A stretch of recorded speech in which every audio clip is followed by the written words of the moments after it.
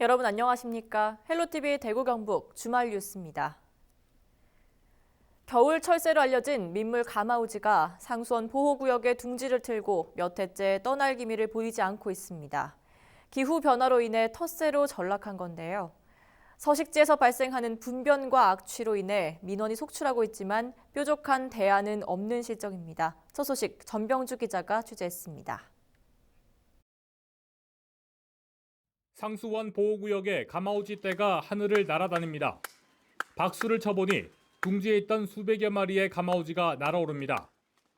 겨울이 되면 우리나라를 찾았던 철새였지만 기후변화 등으로 텃새로 전락해 이곳에 눌러 앉은 겁니다. 가마우지 배설물로 인해서 악취가 심한데요. 보시는 것처럼 인근 나무들도 새하얗게 변했습니다. 안동시는 지난해 10월 기존 가마우지 서식지를 제거했지만 바로 인근 숲으로 가마우지 떼들이 이동해서 둥지를 틀고 생활하고 있습니다. 오히려 서식지가 인근 학교와 더욱 가까워지면서 피해만 심해졌습니다. 나무를 모두 베어내지 않은 이상 방법이 없는 겁니다. 이 밑에 일부만 해가지고 이 위로 올라와 버렸기 때문에 효과는 이제 하나도 없는 거죠. 수업할 때도 이제 한여름에도 문을 못 여는 거죠. 냄새가 나니까. 그 조리에 분변이 있다 보니까 감염병이라든가 뭐 이런 부분에 이제 안전에 제일 우려가 돼서 그게 첫 번째이고요. 가마우지에 그 먹다 남은 그 물고기들의 사체가 썩어서 비가 오면 쓸려 나가는 이런 상황이어서 상수원 그 오염도 우려가 되고. 안동시는 취수원으로 보내는 물은 지하 7m 아래 관을 통해 보내기 때문에 식수에는 지장이 없다는 입장입니다. 다만 악취와 어획량 감소 등의 피해가 확산되고 있는 만큼 관심 필요적인 가마우지를 유해저수로 지정해달라는 건의문을 환경부에 제출했습니다. 답변은 아직까지는 안 내려왔어요. 포획 채취 그 금지 조류돼 가지고 이게 저희가 한쪽으로는 그게 민원이 있으면 그걸 어떻게 해결 방법인데 또 다른 쪽으로 있을 때는 그걸 또 보호할 저희과에서는 뭐 양면의 그 업무가 있기 때문에. 반가운 철새에서 지역의 골칫거리로 바뀐 가마우지. 인근 주민과 공생할 수 있는 방안 마련이 시급해 보입니다. 헬로티비 뉴스 전병주입니다. 정부 재난지원금 얼마나 남으셨습니까? 이미 다 쓴 분도 계실 텐데요. 지급 한 달이 지나면서 소비 심리가 다시 꺾이고 있습니다. 2차 지원금에 대한 이야기도 나오는데 더 지급해야 한다, 그만해야 한다 등 의견이 분분합니다. 여러분의 생각은 어떠십니까? 여론은 지금에서 들어봤습니다. 박은경 기자입니다. 대구 경북 지역 자영업자의 카드 매출이 3주 만에 다시 감소세로 돌아섰습니다. 소상공인 카드 결제 정보를 관리하는 한국신용데이터 자료를 보면 지난해 매출 수준을 100으로 잡았을 때 재난지원금 지급 이후 반짝 회복세를 보이던 것이 이달 들어 다시 떨어진 겁니다. 재난지원금의 사용 기한인 8월까지 아직 2달이 넘게 남았지만 지난달 말 기준으로 카드 지급분은 이미 60%가량이 사용됐습니다. 현금이나 상품권으로 지급된 것을 포함하면 소진율은 더 클 것으로 보입니다. 상황이 이렇다 보니 2차 재난지원금 지급 이야기도 나옵니다. 잠깐이지만 매출 상승 효과를 본 상인들은 대체로 찬성하는 입장입니다. 아무래도 기존에 손님이 없다가 힘내라 카드 이런 거 재난 카드 확실히 좀 매출에 효과가 많이 있었고요. 2차 지급해주면 아무래도 매출에 도움되고 좋은 것 같아요. 저희 상공인 입장에서는 아무래도 1차 지급 때는 조금 활성화가 됐었고요. 2차 지급이 된다면 많은 도움이 될 것 같습니다. 추가 지급은 찬성하지만 이번엔 선별적으로 줘야 한다는 의견도 있습니다. 일단 2차 재난지원금을 주더라도 그 기준을 명확하게 세워야 되는 게 우선이지 않을까 생각합니다. 이번에는 조금 시간이 걸리더라도 더 필요로 하신 분들한테 먼저 우선적으로 나눠주고 그러고 다시 또 대책을 세우는 게. 어차피 반짝 효과에 그칠 뿐 나라 살림살이만 어렵게 한다며 다른 대책을 찾아야 한다는 우려의 목소리도 많습니다. 국가적인 부처리를 어떻게 감당할 것인지. 그래서도 우선 쓰기야 좋지. 하지만 주는 건 좋은데 별로 달갑지가 않아요. 나중에 부담이 없게끔만 나라 살림이 잘 돌아가면은 뭐 받아서도 이거 좋다 그러지만. 받는 우리는 참 좋지만 한 번 더 받고도 싶어요. 솔직히 싶지만 이렇게 무턱대고 계속 이렇게 해가 또 정부는 또 앞으로 나라는 또 어떻게 빚이 많아질까 그런 걱정도 사실 옵니다. 실제 한 설문조사 결과 51%는 찬성, 40%는 반대로 2차 재난지원금 지급에 대한 긍정적인 답변이 더 많았지만 압도적이진 않았습니다. 헬로티비 뉴스 박은경입니다. 코로나 사태로 경기가 위축되고 경제 활동이 줄어들면서 대구 경북 지방세 수입에 빨간불이 켜졌습니다. 게다가 시도가 써야 할 돈은 눈덩이처럼 불어나고 있는데요. 재정 확보 방안이 시급합니다. 권수경 기자입니다. 대구시가 올해 목표로 한 지방세 징수액은 2조 8,469억 원. 코로나19 사태 이후 시는 목표치를 낮췄습니다.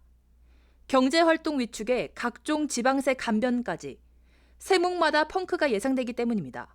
우리 좀 지역 경기 침체도 있고, 그다음에 우리 또 지방세 감면도 있었고. 그 국비 경감에 따라 가지고 그에 따른 지방세 징수액이 줄어들게 돼 있거든요. 그래가지고 앞으로의 어떤 지방세 징수 목표액 달성에 조금 어려움이 있을 걸로 그렇게 예상을 하고 있습니다. 연구기관도 어두운 전망을 내놨습니다. 경제 성장률 전망에 따라 올해 대구와 경북의 지방세 수입은 적게는 3천억 원, 많게는 5천억 원이 덜 거칠 것으로 봤습니다. 고가는 비는데 코로나 사태로 쓴 돈은 늘어났습니다. 타격이 큰 소상공인과 자영업자, 시민들의 생계 안정을 위한 자금이 투입됐습니다. 대구와 경북은 관련 예산으로 각각 3,300억 원, 1,200억 원을 이미 지출했습니다. 전문가는 지금이라도 재정 확보 방안을 마련해야 한다고 말합니다. 국세를 지방세로 이양하는 동시에 지방교부세와 국고보조금 제도를 개선해야 한다는 겁니다. 지방교부세 같은 경우는 특히 대구 지역이 코로나로 피해를 굉장히 크게 받았으니까 그걸로 인해 경제 활동도 위축되고 고용 상황도 굉장히 안 좋으니까 그런 부분을 반영할 수 있는 거를 보통 교부세 수요로 산정을 해서 그래서 이제 이전 재원인 지방교부세를 좀 더 받을 수 있을 것 같고, 여기에 각 지자체도 지출 구조 조정에 들어가고 남는 기금을 활용해야 한다고 덧붙였습니다. 헬로티비 뉴스 권수경입니다. 코로나19 확진자가 급증하던 지난 3월, 경산에서는 폐렴 증세를 보이다 숨진 17살 고등학생이 있었습니다. 당시 정유엽 군은 코로나19가 의심된다는 이유로 제대로 된 치료 한 번 받지 못한 채 검사만 반복하다 숨졌는데요. 의료 공백으로 인한 이번 사고에 진상조사와 대책 마련을 촉구하는 목소리가 커지고 있습니다. 이하영 기자입니다. 아직 피어보지도 못한 꽃다운 나이, 17살 소년이 목숨을 잃었습니다. 이제는 사진으로밖에 볼 수 없는 고 정유엽 학생. 지난 3월 차가운 날씨에 공적 마스크를 사기 위해 1시간 가까이 줄을 선 뒤 고열과 두통에 시달리다 병원을 방문했습니다. 열이 40도가 넘는 상황에서도 코로나 검사 결과가 나오지 않았다는 이유로 제때 적절한 치료를 받지 못했습니다. 특별히 밖에를 버스를 태워 보낸다든지 어디 간 적이 없기 때문에 그냥 진료 좀 받아 열이 너무 많이 난다고 하니까 안 된다고 얘기하더라고요. 이 열이 계속 안 떨어지길래 제가 의사 선생님한테 부탁해서 링겔이라도 맞을 수 있게 해달라 하니까 안에는 못 들어간다 하시면서 그러면 제 차 안에서라도 맞겠다고 해서 2시간가량 차 안에서 링겔을 맞았어요. 뒤늦게 입원했던 대학병원에서도 코로나 환자로 의심받아 13번에 걸친 무리한 검사를 받았지만 끝내 숨졌습니다. 사망 당시 정군의 부모는 아들의 임종조차 지켜볼 수 없었습니다. 기저질환도 없고 단순 감기로 시작된 고열과 폐렴으로 17살 소년이 사망했지만 아무도 책임지는 사람은 없었습니다. 처음 중앙병원에 갔을 때 제대로 진찰이 되고 진료가 됐더라면, 그리고 치료가 됐더라면 이 아이가 이만큼 이렇게 급속도로 나빠지고 이런 일은 당하지 않았을 텐데, 이제 거기에 대해서 무책임하고 그냥 매뉴얼이 그랬다. 그 과정에 누군가가 잘못이 있다면 거기에 대한 사과도 해야겠죠. 행정당국이나 병원 책임자, 그 누구도 유족에게 진심 어린 사과 한마디 없는 상황. 정군의 부모와 시민사회단체는 진상조사와 대책 마련을 촉구하며 청와대 앞에서 기자회견을 열기도 했습니다. 유의비 같은 경우는 정말로 병원, 국가, 시 전부 다 제일 나쁜 코스를 밟아서 나쁜 것만 다 하다 보니까 최악의 상황까지 가지 않았나 그렇게 생각되는데, 우리나라 전체가 여기에 대한 대비책을 마련하는 그런 수순을 밟기 위해서는 제대로 된 진상조사가 이루어져야 한다는 것 선제 조건이 있을 것 같아요. 통계청 자료를 보면 지난 1월에서 3월 사이 사망자가 지난해 같은 기간에 비해 대구 경북에서 10% 증가했다는 결과가 나왔습니다. 이들 중 상당수가 코로나19가 아닌 응급 환자들로 병원을 제때 찾지 못해 사망한 경우라는 분석입니다. 코로나 환자 빼고 600에서 700명이 더 사망했다는 걸 무엇을 의미하느냐. 그거는 일반 환자가 치료를 제대로 못 받아서 사망한 것이다. 의료 체계가 문제가 없거나 의료 공백이 아니면 그러면 열이 나거나 이런 환자는 어떻게 할까요? 그냥 죽을까요? 비코로나 환자에 대한 의료 공백과 의료 소외 문제를 해결하기 위해서는 제대로 된 의료 시스템이 구축돼야 한다는 목소리가 높습니다. 감기가 왔다 아니면 뭐 장염이 왔다 이런 사소한 열나는 것들이 많잖아요. 그랬을 때 우리가 병원에 가서 누구도 진료받을 수 없다는 거예요. 이거 굉장히 심각한 문제다. 네, 중요한 문제이고. 그래서 경산에서 이제 이 일이 일어났고 이 죽음이 안타깝고 정말 애통하지만 이것이 헛되지 않도록 하려면 이 기회로 의료체계가 제대로 서는 것이 더 중요한 과제인 거죠. 공공병원을 만들어야 돼요. 그러면 근육별로 하든지 아니면 경산이 시립병원을 하든지 아니면 재활병원을 하면서 공공병원의 역할, 응급 체계를 강화하든지. 지금 중요한 게 응급실이잖아요. 응급실. 그죠? 응급 환자에 대해서 가장 시급하니까. 그리고 응급 환자에 대해서 어떻게 해야 되는지를 모여서 보건소에 있는 분들이 고민을 해야 되는 거죠. 그래서 이렇게 하려고 하면 돈이 얼마가 드는지, 그 다음에 도와 국가에 대해서 어떻게 요구를 해야 되는 건지 기한을 성립해야 되는 거 아닙니까? 사스와 메르스 사태를 겪고도 똑같이 반복된 억울한 죽음. 코로나19 사태 속에서 의료 공백 재발을 막는 계기로 삼자는 유가족의 목소리를 외면해서는 안 되는 이유입니다. 헬로티비 뉴스 이하영입니다.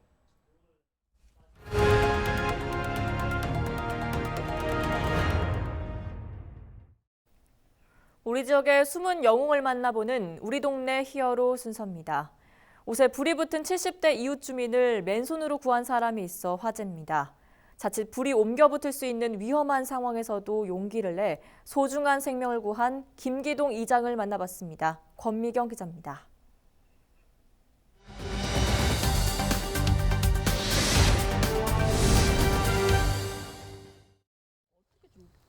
(16년째) 마을 이장으로 일하고 있는 김기동 씨. 그날도 평소처럼 이웃들의 안부를 살피던 중 옷에 불이 붙은 채 쓰러져 있는 70대 어르신을 발견했습니다. 바로 뛰어들어 불 붙은 옷을 벗겨내기 시작했습니다. 또래가 이제 막 탑에다 걸어서 제가 이렇게 누워 계시는 이렇게 해가지고 옷을 가지고 제 손으로 가지고 이렇게 불을 껐죠. 이렇게. 아궁이에서 옮겨 붙은 불이 온몸으로 번지는 다급한 상황. 오래된 집이라 수도도 없고 우물물을 뜨기도 힘들다 보니 맨손으로 불을 끌 수밖에 없었습니다. 이게 물을 떠면 물이 잘 안 떠져요. 이렇게. 물 떠는 시간에 벌써 저기 의자 사람이 타고 있었습니다. 빠른 대처 덕에 불은 크게 번지지 않았습니다. 이웃 어르신은 등과 하반신에 화상을 입었지만 다행히 건강을 회복했습니다. 김기동 씨는 양손에 2, 3도 화상을 입었습니다. 지금도 손마디에는 화상 흉터가 남아 있습니다. 나 보니까 여기에 제 손이 이렇게 화상을 입어가지고 껍질이 전부 다 벗겨졌습니다. 껍질이 벗겨지고 누런 물이 나왔습니다. 다치긴 했지만 후회하지 않는다는 김기동 씨. 이웃에 대한 작은 관심과 몸을 아끼지 않는 용기 있는 행동이 소중한 생명을 구했습니다. 제가 그렇게 행동을 함으로써 그 어떤 분들이 정말 생명을 구한다든지 그러한 일이 있다면 저는 또 그렇게 또 행동을 할 겁니다. 헬로티비 뉴스 권미경입니다. 영주 부석사 조사당 벽화는 우리나라에 남아있는 가장 오래된 사찰 벽화죠. 오랜 세월만큼이나 손상도 심각해 대책이 시급한 상황인데요. 문화재청이 앞으로 7년 동안 벽화 복원과 보존 처리 작업을 마무리하기로 했습니다. 박은경 기자입니다. 불교의 수호신 제석천과 동서남북을 지키는 사천왕, 부처님을 모시는 범천을 6폭에 나눠 그린 국보 제46호 부석사 조사당 벽화입니다. 1377년 의상대사를 모신 조사당이 건립될 당시 그려진 것으로 알려져 있습니다. 고려시대 대표적인 벽화로 우리나라에 남아있는 가장 오래된 사찰 벽화로 꼽힙니다. 고려시대 벽화로는 부석사 벽화가 지금 유일하게 남아 있습니다. 보통은 벽화 같은 경우에는 건물에 기속되어 있는 경우가 대부분이기 때문에 현재 많은 벽화들이 역사를 지나오면서 사라졌고, 하지만 보존 상태가 좋지는 않습니다. 일제강점기 벽면에서 해체하던 중 갈라진 부위에 바른 석고로 인해 벽화 전면에는 백색 오염이 나타나고 있습니다. 군데군데 균열은 물론 색칠된 부분도 양파 껍질처럼 벗겨져 나가는 등 보수 작업이 시급한 상황입니다. 부석사 조사당 벽화 상태 조사 결과 보존 처리가 좀 시급한 걸로 확인이 되어서 저희 문화재 보존과학센터로 이동해서 보존 처리 계획 중에 있습니다. 문화재청은 벽화에 영향을 주지 않고 내부 구조를 진단하는 비파괴 검사 등을 통해 손상의 정도와 원인을 조사한 뒤 오는 2026년까지 재처리 작업을 마무리할 계획입니다. 헬로티비 뉴스 박은경입니다. 요즘 창업이 아닌 창농을 꿈꾸는 청년들이 늘고 있습니다. 하지만 전문 기술을 배워서 직접 농사를 짓기까지 많은 시간과 노력이 필요한 데다 경제적 부담도 만만치 않은데요. 경상북도가 이런 부담을 덜어주기 위해 월급 받는 청년 농부제를 시행하고 있습니다. 일을 하면서 전문 기술까지 배울 수 있어 일석이조의 효과를 거두고 있습니다. 전병주 기자의 보도입니다. 지난해까지만 해도 농장 1일 아르바이트생이었던 26살 조재훈 씨. 올해는 농사를 지으며 월급을 받는 어엿한 직장인이 됐습니다. 경북도에서 시행하는 월급 받는 청년 농부제에 선발됐기 때문입니다. 한 달 월급은 200만 원, 2년간 농업법인에서 일하며 농업 관련 교육도 받을 수 있습니다. 고등학교 3년, 대학교 4년 동안 농업에 대해서 배우긴 했는데 이게 아무래도 책으로 배우는 거랑 실제로 하는 거랑 좀 거리가 많이 크더라고요. 그래도 5년 안에 좀 크게 농사 지어갖고 성공해서 이제 돈도 벌고 이제 농업에 꿈 가진 청년들한테 제가 직접 강의 나가서 좀 이런저런 얘기도 해주고. 청년들을 채용하는 농업법인의 자격도 탄탄합니다. 청년들이 직접 농사를 지어볼 수 있는 토지가 300평 이상 따로 마련돼 있어야 하고 단순 생산이 아닌 가공 유통까지 가능한 법인이 우선 신청할 수 있는 등 까다로운 선정 기준 덕분입니다. 도내에서 월급 받는 청년 농부제에 참여 중인 인원은 20여 명. 각 시군의 담당자가 수시로 현장을 돌며 점검하고 있습니다. 법인과 청년을 구분해서 점검을 하는데요. 법인들은 청년에게 어떤 지침이나 규정에 맞게 근로 환경을 제공하고 있는지, 청년들에게는 협약에 따라 성실하게 근무를 잘하고 있는지, 부당 근로 행위는 없는지 이런 부분들을 중점적으로 점검하고 있습니다. 청년 사업이 많습니다. 청년 농업인 관련해서 각종 사업들을 갖다가 이 청년들에게 안내하고. 경상북도는 월급 받는 청년 농부제에 참여한 인원을 추가로 모집하고 청년 농업인에 대한 지원 혜택도 더욱 늘려갈 계획입니다. 헬로티비 뉴스 전병주입니다. 지난달 경주 동천동의 한 초등학교 인근에서 발생한 사고와 관련해 운전자에게 고의가 있다는 국과수 감정 결과가 나왔습니다. 국립과학수사연구원은 추돌 사고 당시 운전자의 고의성이 있는 것으로 판단된다는 내용의 감정 결과를 최근 경찰에 보낸 것으로 확인됐습니다. 이에 따라 경찰은 운전자 A씨에 대해 이른바 민식이법이 아닌 특수상해 혐의를 적용해 구속영장을 신청할 방침입니다. 이상으로 주말 뉴스를 모두 마치겠습니다. 시청해주신 여러분 고맙습니다.